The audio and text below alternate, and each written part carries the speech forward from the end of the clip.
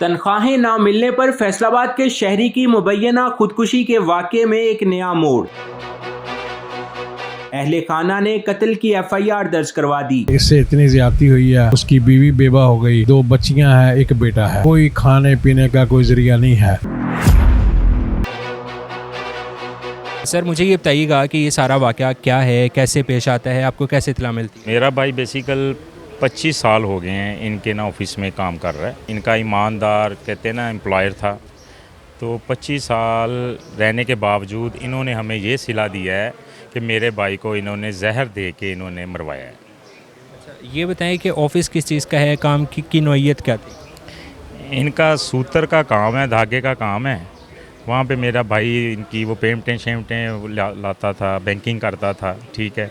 तो मेरे अपने भाई के टोटल इसने अपने रिश्तेदारों के वहाँ से 65 से 70 लाख रुपया लगवाया था। कुछ अपने उसके ज़ाती पैसे वहाँ पे इन्वेस्टमेंट उसने किए हुए थे, तो वो उन्होंने हमें नहीं देने, वो नहीं दे रहे थे। उस वजह से ज़्यादा थ्रेट ये आया मेरा भाई, और 4 माह से उसकी सैलरी नहीं दे रहे। जिस बंदे का काम, घर का काम सैलरी पे चल रहा होगा, तो वो सैलरी जब नहीं देंगे तो वो क्या करेंगे? अच्छा, ये बताएं कि सैलरी में और जो इन्वेस्टमेंट है टोटल अमाउंट तकरीबन कितनी बनती है?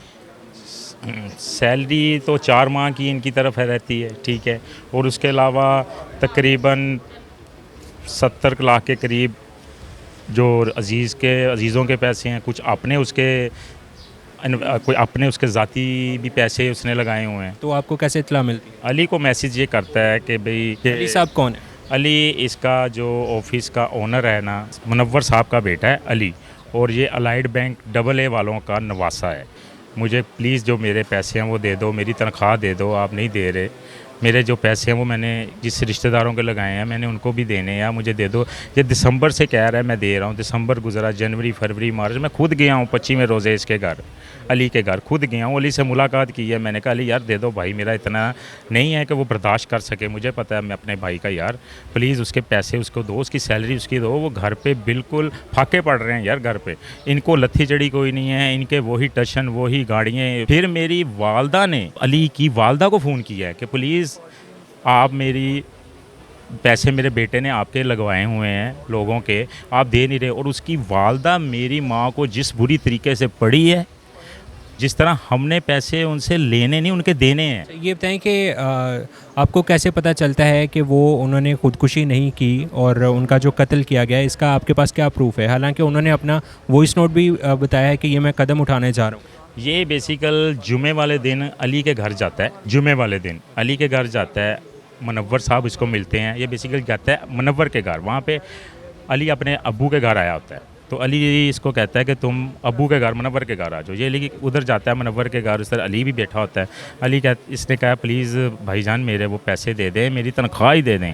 ये इसको बुरा इससे फेल पेश आते हैं, इसको बोलते हैं हमने पैसे तुम्हें देंगे, इस तरह नहीं देने जिस तरह तुम कह रहे हो। मैंने कहा कब भाई, कब से कह रहा हूँ आप दे दो पैसे। और इसको गाली गलूच भी देते हैं, इसको कहते हैं नहीं तो हम तुम्हें मार देंगे अगर तुमने दोबारा हमारे घर पे कदम रखा। तो हफ्ते वाले दिन ये ऑफिस नहीं गया, इसकी तबीयत ख़राब हो गई, ना इसने कोई हमसे बात की। हमने पूछा हुआ क्या, इसने कोई हमें बात नहीं बताई, इसने कोई हमें इस तरह नहीं। फिर ये बताता है कि जुमे वाले दिन मैं इस तरह गया हूँ तो मेरी इस तरह ये बात हुई है, वो मुझे यार पैसे नहीं दे रहे, वो मुझे मारने की धमकियाँ भी दे रहे हैं, कहते हैं हमने तुम्हें मरवा देना है, मार देना है।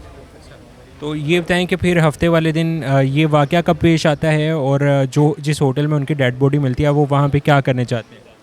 ये बेसिकल पीर वाले दिन पीर वाले दिन ये करता है, अली को मैसेज करता है।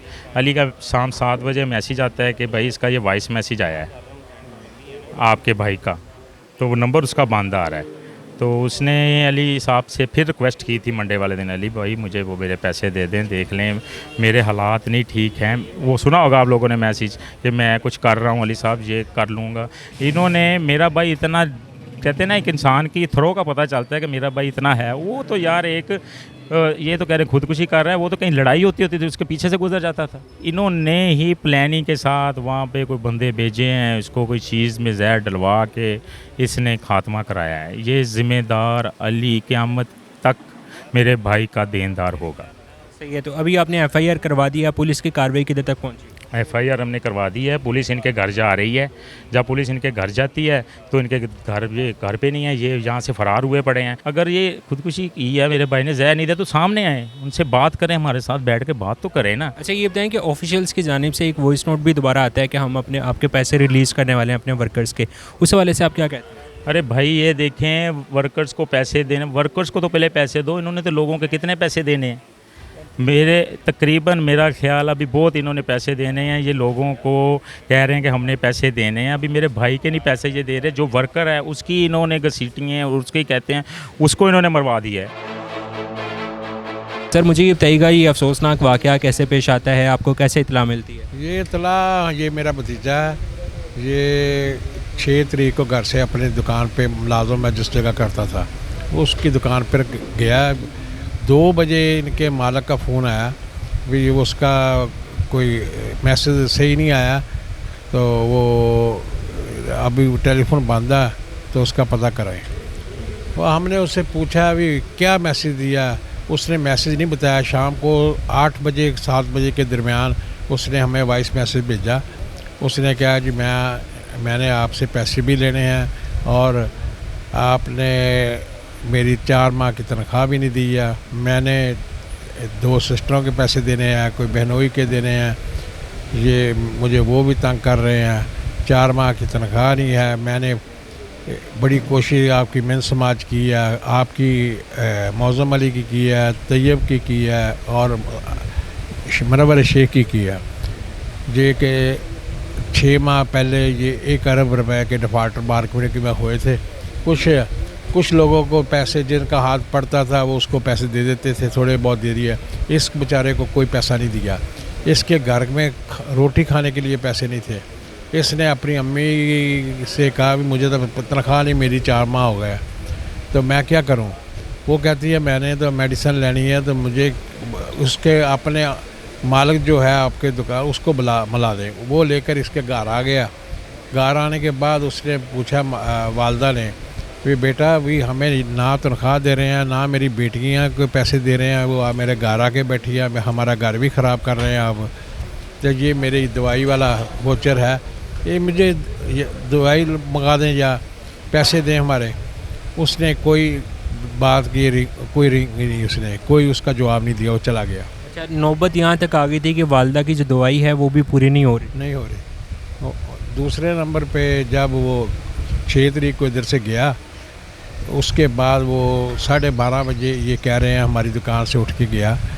2 बजे तक इन्होंने हमें कुछ नहीं बताया, यही बताया जी हमें मैसेज आया। जब 8 बजे मैसेज आया तो हमने जाके 15 इतला दी। वो शॉप में हम भी गए उधर, वो इलाका थाने की पुलिस भी उधर आ गई। वो पुलिस आ गई, हमने उधर थाने में गए, उन्होंने बताया कि इनको भी बुला लिया, ये भी आ गए। यही कहते रहे देखें जी कहाँ है, किधर है, फलां है।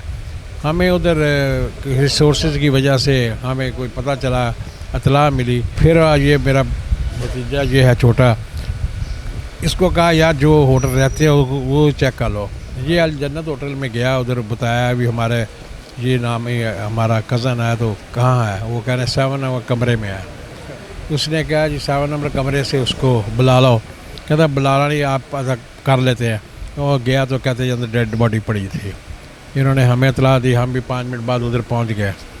मगर हुई बहुत ज़्यादती है, जो कि असल हकीकत है वो मौज़म अली, तैयब और मनवर शेख की जो बेहिरसी है, उन्होंने चलता बढ़ता गाड़ जो ख़त्म कर दिया है। जिनका अब घर के वो आप ही कफ़ील था, खुद कफ़ील सा। वालदा उसकी बेवा जो है वो 25 साल से बेवा वो है, उसकी बीवी बेवा हो गई, 2 बच्चियां हैं, 1 बेटा है। वो कोई खाने पीने का कोई ज़रिया नहीं है। मगर इससे इतनी ज़्यादती हुई है, इनकी वजह से सारा काम हुआ है। ये ना सबसे ज़्यादा पहले तो ये है मुलाज़म करोड़ों रुपए लोगों को दबाए हुए हैं, तो सैलरी दी नहीं अभी तक।